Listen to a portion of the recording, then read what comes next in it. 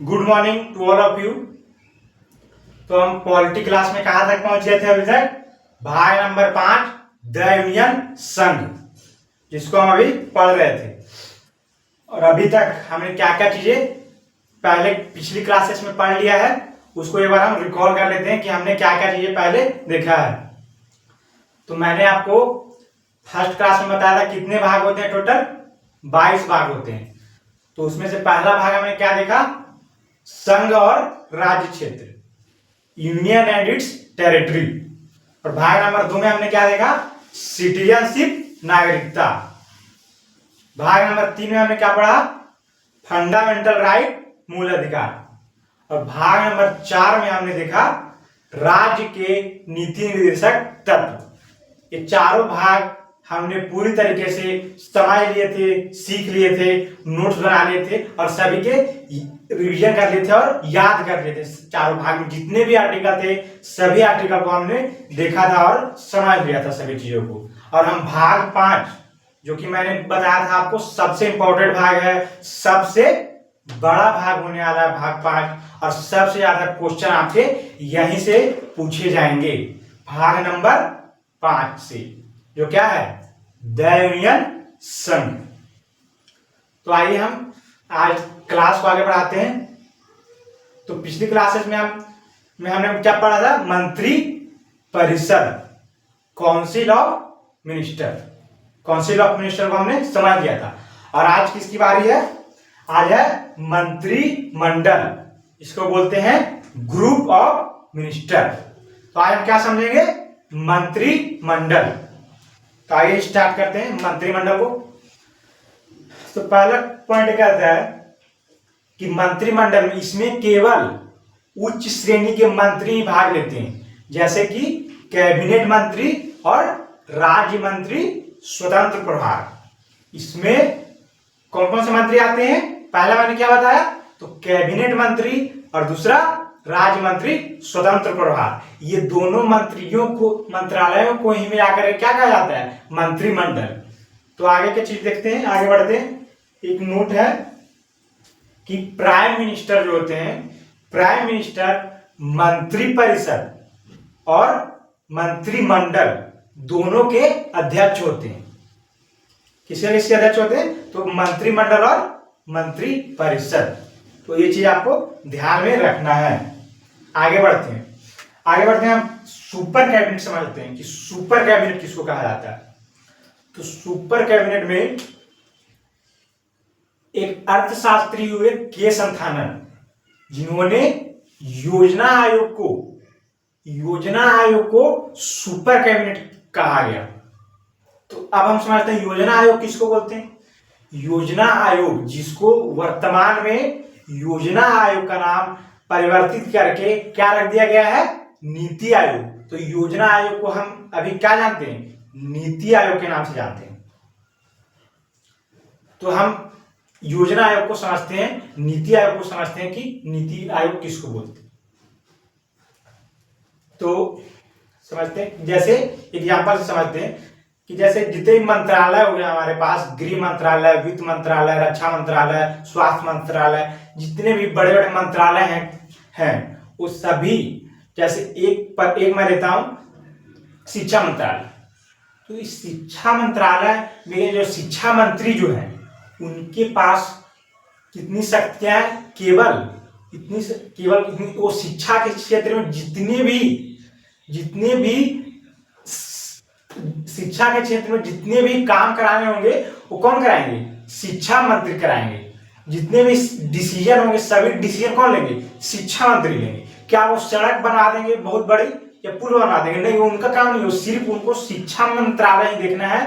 केवल शिक्षा मंत्रालय के ही सारे डिसीजन ले पाएंगे, अदर कार्य वो नहीं कर पाएंगे।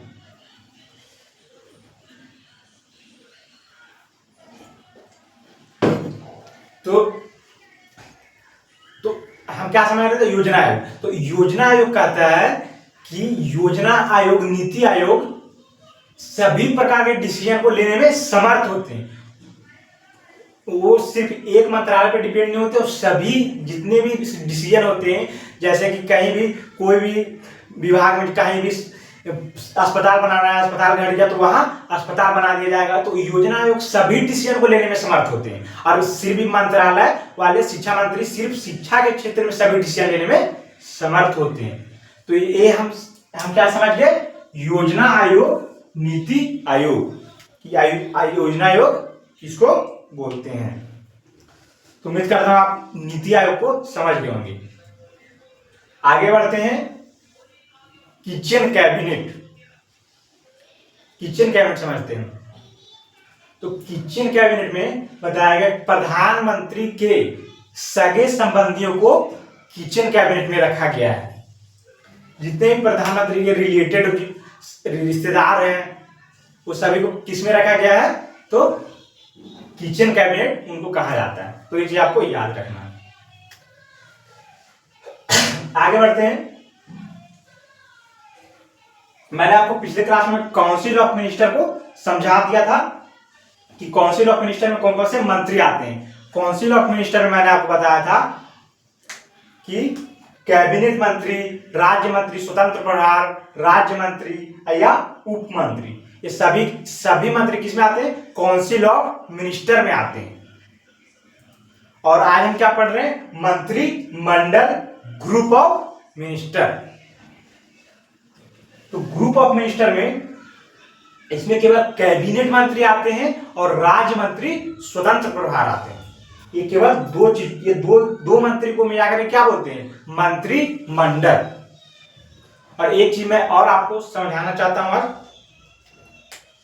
मंत्रिमंडल से रिलेटेड, कि जैसे कि हम अपनी निजी जिंदगी में बहुत बार हम सरकार शब्द का प्रयोग करते हैं। जैसे कि भारत सरकार ने कोई ये बिल, भारत सरकार को ये बिल पास करना चाहिए, भारत सरकार को ये बिल पेट्रोल का दाम कम करना चाहिए, डीजल का दाम कम करना चाहिए, भारत सरकार को राष्ट्रीय सुरक्षा के ऊपर काम करना चाहिए, भारत सरकार को भ्रष्टाचार कम करना चाहिए, सरकार को इस योजना की शुरुआत करनी चाहिए। तो ये सरकार शब्द जो हम इतना प्रयोग कर रहे हैं, तो इस सवाल यहां पर ये खड़ा होता है कि सरकार कौन है, वास्तव में कौन है सरकार। सरकार शब्द हम किसके लिए प्रयोग कर रहे हैं, कि सरकार कौन है। तो इस सरकार कौन है हम समझते हैं। तो इस सरकार शब्द जो हम प्रयोग कर रहे हैं, ये कौन है सरकार, तो इसका आंसर है मंत्रिमंडल। जो यहां पर हम सरकार शब्द यूज कर रहे थे, किसके लिए प्रयोग कर रहे थे, मंत्रिमंडल के लिए प्रयोग कर रहे थे। मंत्रिमंडल को ही भारत सरकार कहा जाता है। और मंत्रिमंडल में मैंने आपको बताया कौन कौन से मंत्री आते हैं, तो केवल दो मंत्री।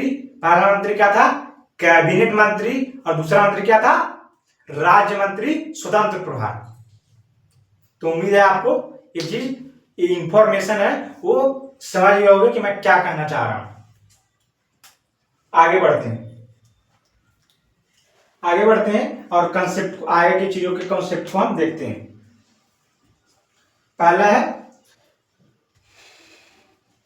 मंत्री। जो प्रधानमंत्री जो होंगे, ये परिषद में विभाग का वितरण पीएम के अनुसार होगा।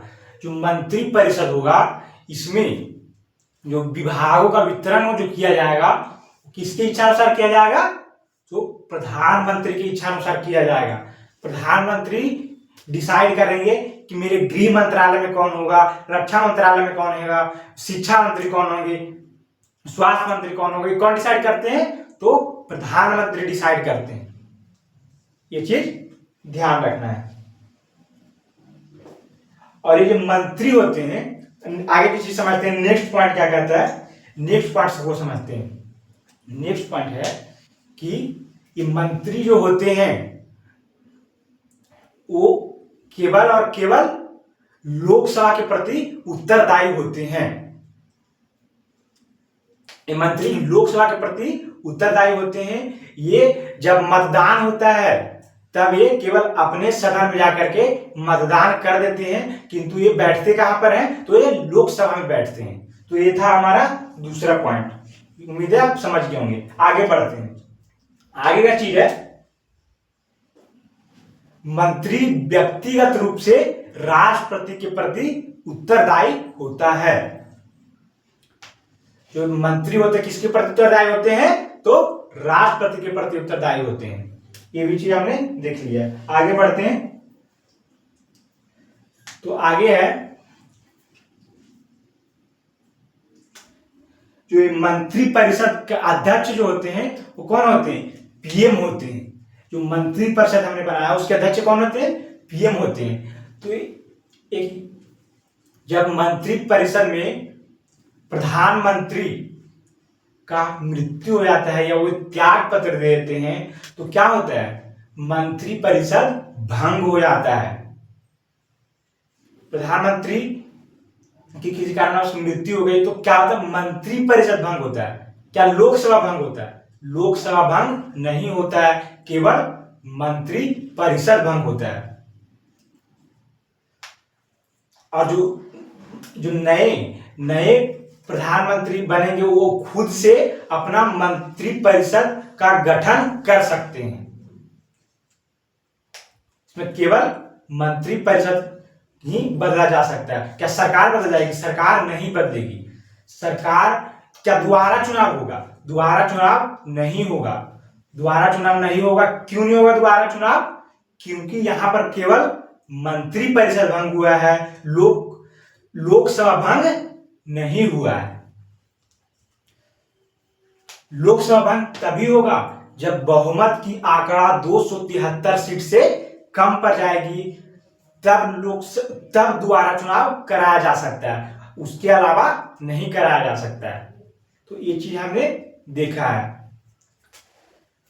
तो आज हम बहुत सारी चीजों को देख लिया है, समझ लिया है, सीख लिया है और उम्मीद करता हूं आपको चीजें याद हो गई होगी और आप नोट्स बना रहे होंगे प्रॉपर तरीके से। और जो लिख के आ रहा हूं उसको प्रॉपर नोट्स बनाइए। तो उम्मीद करता हूं आज मैंने जो सिखाया आपको वो पूरी तरीके से समझ गए होंगे। तो उम्मीद करता हूं आगे की चीजों को हम नेक्स्ट वीडियो में देखेंगे। तो दोस्तों आज के लिए इतना ही, धन्यवाद।